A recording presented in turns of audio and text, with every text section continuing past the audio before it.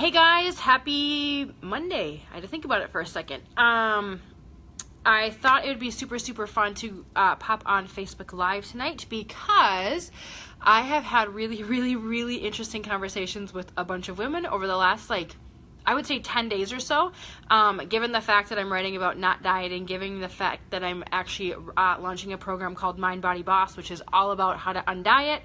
And I've just had really awesome questions, conversations, and kind of interesting tidbits that have been filtered to me by a number of you. So I thought it would be a great time to share some of this stuff.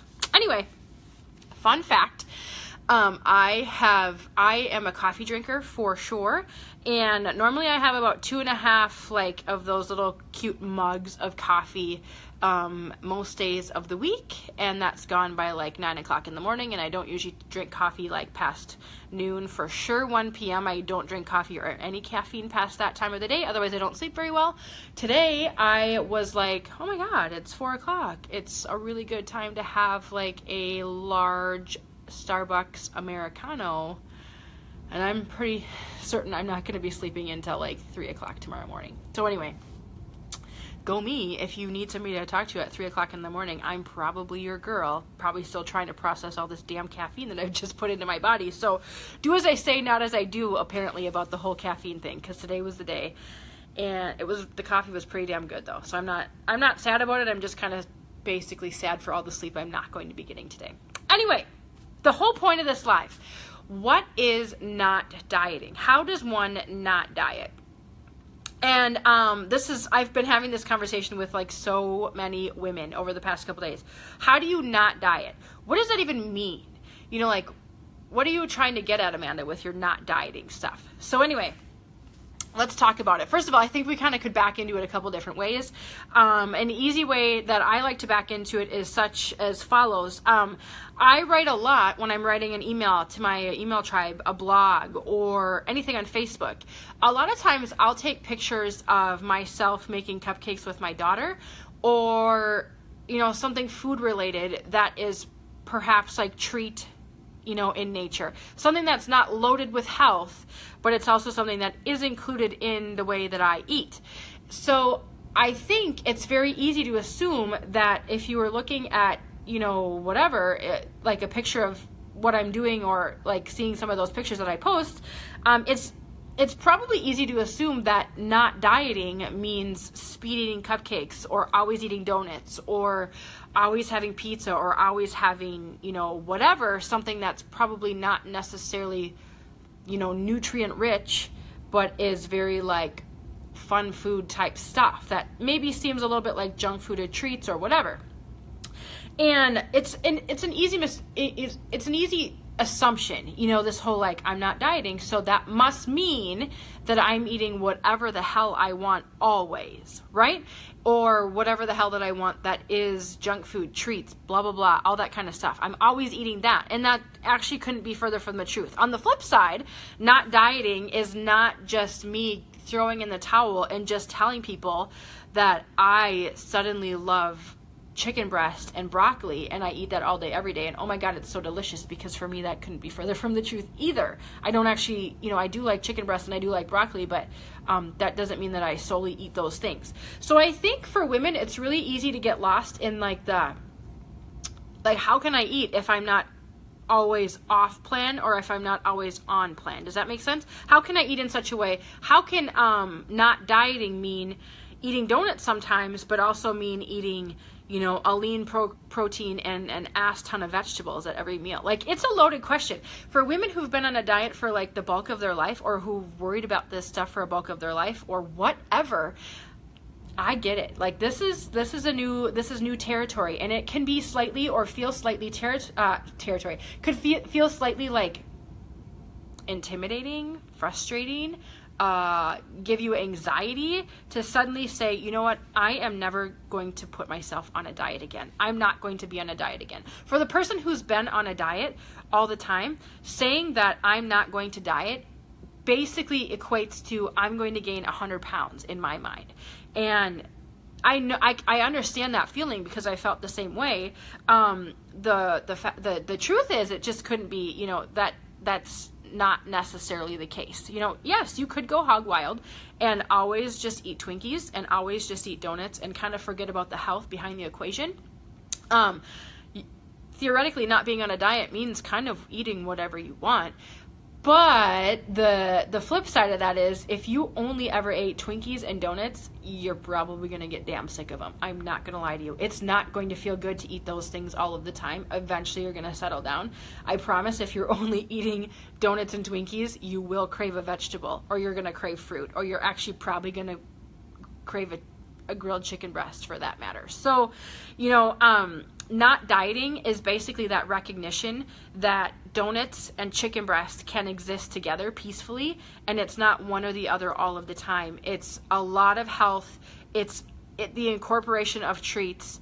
It is eating what your body wants and needs, and it's also kind of putting or learning how to recognize what that actually means for you. And that is a learning process for a lot of people. It's not a lot of people. It's a learning process for every person or every woman who is, you know, like in this chronic diet mindset, the whole, you know, like for 20 years or 30 years or 40 years or 50 years or whatever. You have to recognize that they can coexist peacefully. Those foods can coexist peacefully, but you also have to go through some steps to learn how that works together. And for a lot of women, it is not necessarily eating food. That's not necessarily the hard part. The hard part becomes like learning how to navigate those choices and make choices that you actually trust, and learn to, you know, eat donuts without having to eat all the donuts, and learn how to eat chicken breast and broccoli without having feeling superior or morally good just because you ate some healthy food. So it's kind of like unpacking a lot of the, this is good food, this is bad food. It's unpacking a lot of the stuff that you tell yourself about food that you don't even know you tell yourself about food. It's just ingrained internally. It's unpacking a lot of the diet rules and bullshit that that we're spoon fed on Facebook through all of the sharing mass information of, you know, health and media, and carbs are bad and sugar is bad, and if you eat donuts or Twinkies, you're gonna get diabetes and all that kind of stuff. It's just it's unpacking all of the shit, and it's learning how to eat in such a way. And it is learning. I'm not gonna lie to you. I'm not bullshitting you on this. It's learning for sure. It's learning how to eat in such a way that doesn't feel stressful to you, and in some cases you have to learn how to not feel stress a little bit, but it feels stressful to me to eat chicken breast and broccoli every day because I'm continuously denying myself of a whole bunch of other things. And it also feels stressful to me to wash down every meal with, you know, Cheetos and cupcakes. That's stressful too, because that doesn't feel good on my body. That doesn't feel good on my mind. And it's also it's pretty stressful to not necessarily feel good about how your clothes fit either. So it is really learning how to navigate like this middle ground of eating. And it's kind of like middle ground to me is plain ass extreme restriction and out binging, eating whatever the F you want all the time. The middle ground is here. When you're not dieting, you'll have to learn how to navigate that. There are some swings between the highs and the lows, and they're completely normal swings. And it's honestly like yesterday was a holiday. We had the Easter holiday here, and I had a really tasty meal. I had ham. I had some of those little yummy cheesy potato things. I had a big ass salad on my plate, and then I'm trying to think of what else I had. My mom made like 2 incredible desserts. I had a slice of each. And back in my day of crazy ass dieting, that would have thrown me for a loop. I would have easily found myself the rest of the day just going insane, either on the dessert or anything like that isn't nailed down, because, you know, I totally freaking undid everything, right, by having 2 desserts. And then what that would turn into, it was either, you know, a week of that, or it would turn into immediately the next day trying to, you know, work out to pay for the sins of that stuff. And honestly, not dieting means I ate that stuff yesterday, and I'm not gonna lie to you, I enjoyed the shit out of it, but that was like it. then the day ended, you know. So there wasn't like this bullshit in my head back and forth about, that was really stupid, Amanda, why did you do that, you're an idiot, oh my god, there's probably like 30 pounds coming on tomorrow because you made those choices. And this morning was just another day. I woke up, I had a normal breakfast, a normal to me breakfast. I drank water right away in the morning because I always drink water right away in the morning. Like, I just did my normal stuff. And I have to tell you that the feeling of having none of that guilt and that mental talk and that beating up of myself for the food choices that I made yesterday, I have spent zero energy on that stuff today. And back in my day, or back, you know, in diet mindset time for me, I would have spent the bulk of my day either feeling like shit, feeling shame, feeling guilt, or telling myself that I was worthless because I did those things, and then spending a lot of time doing fitness in the gym to undo it, you know, in quotation marks. I have spent none of that extra energy worrying about yesterday. So let's say, you know, fast forward, maybe it's just a random Friday night or a random Saturday where you go out and have a meal with a girlfriend and you eat stuff that is got some health in it, and you have a couple cocktails and maybe a dessert alongside of it. You literally don't have to beat yourself up about it. Not dieting is the acknowledgement that you can do both things. You can eat a lot of health, you can have some treats, and then basically it just ends and you just keep moving on with your life. But, that is a process, especially if you have been on a diet your whole life. I don't want to sugarcoat that for anybody. If you have been dieting, I'm not going to sexify the not dieting thing up for you. You have to learn how to wade yourself through that bullshit. First of all, you have to deprogram all of that diet stuff that's gone on in your life and in your head, and that's still in your head.